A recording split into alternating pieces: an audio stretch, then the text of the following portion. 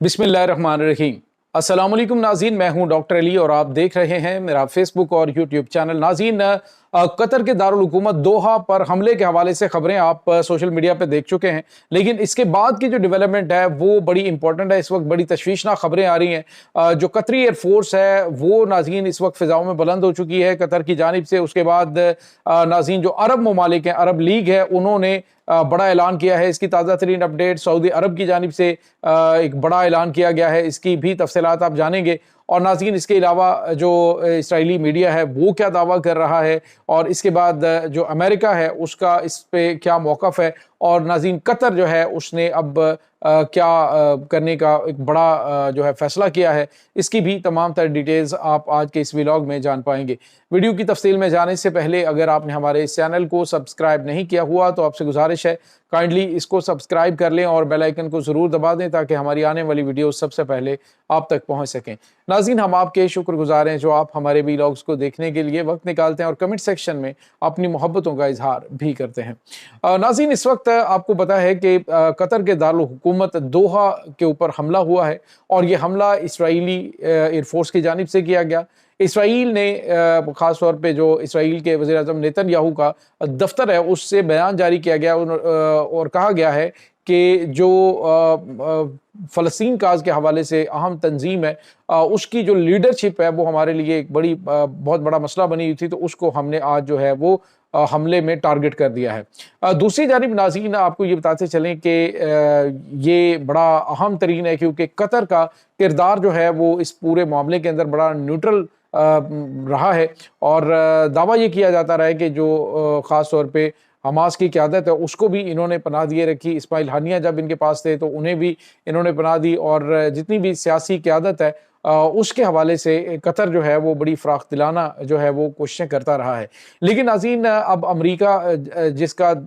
Middle east का सबसे बड़ा फ़ौजी अड्डा कतर के अंदर मौजूद है। आपको याद होगा कि कतर के ऊपर जब अटैक हुआ ईरान की जानिब से, हालांकि वो बताया गया कि जी आपस में कोऑर्डिनेशन के साथ बकौल ट्रंप के ये अटैक हुआ था जो ईरान की जानिब से किया गया कतर की एयरबेस के ऊपर। लेकिन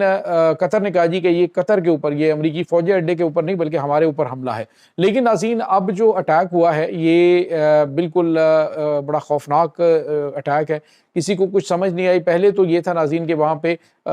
जो कतरी एयरबेस है उसके इर्द गिर्द कतरी एयरफोर्स के जो जंगी तैयारे तकरीबन 20 मिनट पहले वो फ़िज़ाओं में मौजूद थे, लेकिन उसके बाद वो जंगी तैयारे जो है वो अपना ग्राउंड पे चले गए और उसके बाद ये हमला हुआ, जिसमें नाज़रीन बताया जा रहा है कि शिन बेट जो कि इसराइल की वहाँ पे ख़ास तौर पे जो काउंटर टेररिज्म और जो उनके अंदरूनी मामलात दाखिला की जो सूरत हाल है उसमें अहम किरदार अदा करती है। इसके अलावा उनकी खुफिया एजेंसी मोसाद, उन्होंने इसराइली एयरफोर्स की मदद लेकर ये बड़ा हमला किया है, जिसमें बताया जा रहा है कि अमरीकी इंटेलिजेंस जो है उसने कतर में उसकी मदद की है। नाज़रीन, बताया जा रहा है कि जो हमास की क़यादत है उनकी जानिब से जो बताया गया कि उनकी जो लीडरशिप है उसमें ख़ास तौर पे जो उनकी मेन लीडरशिप है जिसमें खालिद मिशाल हैं और उनका जो वफ़द है पूरे का पूरा उसको टारगेट किया गया है, और इसराइल का दावा है कि उन्होंने सारी की सारी क़यादत जो है उसे जो है वो उड़ा दिया है, वो सारे के सारे उसमें मारे गए हैं। लेकिन नाज़रीन, जो दूसरी जानिब है रॉयटर्स की खबर आ रही है। रॉयटर्स ने कहा है कि जो इस हमले के अंदर इनकी क़यादत है वो सरवाइव कर गई है, वो बच गए हैं, हमले के अंदर उनका नुकसान नहीं हुआ। अब इस हवाले से पिक्चर तब तक क्लियर नहीं होगी कि जब तक जो है बाज़ाब्ता तौर पे इसकी तस्दीक नहीं होती। दोनों तरफ से दावे किए जा रहे हैं। दूसरी जानिब नाज़रीन, कतर ने अपनी सलामती के ऊपर इसे हमला करार देते हुए इसकी मसम्मत की है, और इसके साथ ही उन्होंने कहा है कि इसराइल ने खित्ते के अंदर एक नई जंग छेड़ दी है। नाज़रीन, इसके साथ ही जितने भी अरब ममालिक हैं उनकी जानिब से इसराइल के इस हमले की मसम्मत की गई है, जिसमें खुसूसी तौर पे सऊदी अरब के जो क्राउन प्रिंस मोहम्मद बिन सलमान है उन्होंने कहा है कि वो इस मामले में जैसा भी जवाब जो है कतर की जानिब से दिया जाएगा तो सऊदी अरब जो है वो कतर के साथ खड़ा हुआ है, बिल्कुल किसी किस्म की कोई रियायत नहीं होगी। तो नाज़रीन, ये इस वक्त कुछ ताज़ा तरीन मामला चल रहे हैं। और दूसरी जानिब नाज़रीन, आपको याद है कि खित्ते के अंदर जो इस्लामी ममालिक हैं जो थोड़ी सी भी रेजिस्टेंस दिखाते हैं उनके ऊपर अटैक पर अटैक हो रहे हैं। اسرائیل کی جانب سے ابھی چند دن پہلے جو ہے وہ یمن کی جو قیادت ہے، سیاسی قیادت، اس میں ان کے پرائم منسٹر بھی شامل تھے، ان کو جو ہے وہ قتل کیا گیا۔ اسی طرح سے آپ نے دیکھا کہ کس طرح سے اسماعیل ہانیہ کو ایران کے اندر نشانہ بنایا گیا، حماس کے سربراہ تھے سیاسی ونگ کے، اور اس کے بعد آپ نے دیکھا کہ کس طرح سے جو جنگیں ہیں وہ ایران اور اسرائیل کے درمیان جنگ کا ماحول ابھی بھی موجود ہے۔ ایران کے سپریم لیڈر نے بیان دے رکھا ہے، انہوں نے کہا ہے کہ جو ایرانی شہری ہیں وہ اپنی تیاریاں کریں اور کھانے پینے کا سامان جمع کریں، ایک بڑی جنگ شروع ہونے والی ہے۔ تو ناظرین، اس وقت پوری دنیا کے اندر جنگیں جو ہے وہ چھائی ہوئی ہیں۔ آپ دیکھیں رشیا اور یوکرائن کی جنگ ہے، وینزویلا امریکہ کی جنگ ہے، پاکستان اور انڈیا کی جنگ ہے، اسرائیل اور ایران کی جنگ ہے، اسی طرح سے چائنا اور تائیوان کے معاملے، یعنی پوری دنیا کے اندر آپ دیکھیں تو معاملات جو ہے وہ بڑے عجیب و غریب ہو چکے ہیں۔ اور اس کے پیچھے ناظرین ڈیفینیٹلی وہ عالمی حالات ہیں، وہ عالمی جو طاقتیں ہیں وہ اپنا کردار ادا کرتی ہوئی دکھائی دیتی ہیں۔ اب ناظرین جو اس وقت سچویشن ہے وہ یہ ہے کہ یہ جو عرب ممالک ہیں انہوں نے پہلے بھی اس حوالے سے کہا ہے کہ اگر غزہ کے اندر یا پھر فلسطین کے اندر امن قائم کرنا ہے یا آزاد اور خود مختار فلسطینی ریاست کے قیام کے حوالے سے چیزیں سامنے آنی ہے یا پھر یہ کرنا ہے، تو پھر حماس کی جو قیادت ہے یا پھر حماس ہے اس کو جو ہے وہ ہتھیار پھینکنے ہوں گے، اور ان کو جو ہے وہ بالکل اسی طرح سے قیادت جو وہاں پہ آئے گی وہ بالکل محمود عباس کی طرز کی ہونی چاہیے۔ لیکن ناظرین اس پورے سینیریو کے اندر جو شام ہے اس کا کردار جو ہے وہ بڑا کھل کر سامنے آ چکا ہے، اور جتنے بھی اسلامی ممالک خاص طور پہ عرب ممالک ہیں ان کی جو ناظرین اسرائیل کے ساتھ تعلقات ہیں ان کی وجہ سے ان کو حوصلہ مزید ملا، اور وہ اب آہستہ آہستہ تمام کے تمام ممالک کو نشانہ بنانا شروع ہو چکے ہیں۔ اور ناظرین یہاں پہ آپ کو یہ بھی بتاتے چلیں کہ اب خبریں یہ بھی آ رہی ہیں کہ پاکستان کے حوالے سے بھی کچھ تشویشناک صورتحال ہے کہ 2 ستمبر کو اسرائیل کی جانب سے ایک سیٹلائٹ جو ہے وہ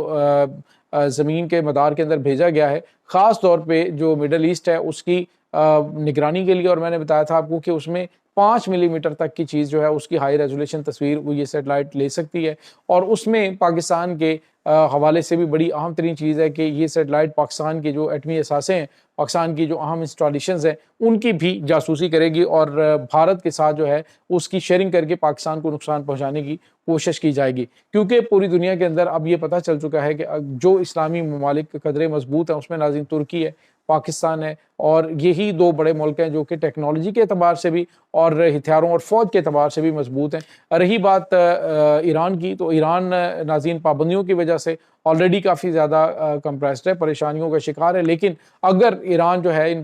پابندیوں کا شکار نہ ہوتا تو ایران بھی ایک بہت بڑی طاقت جو ہے وہ بن چکا ہوتا۔ ابھی بھی ایران جو ہے اس نے اسرائیل کے اوپر جو اٹیکس کیے تھے تو اس میں انہوں نے جو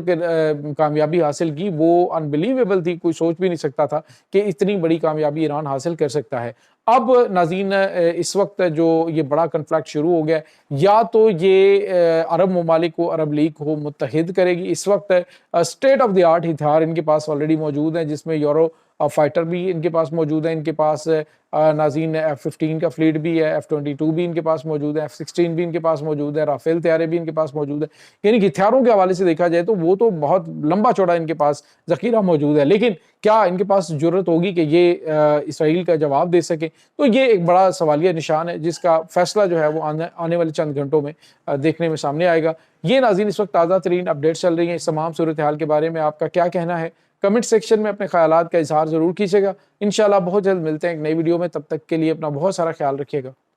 اللہ وارث۔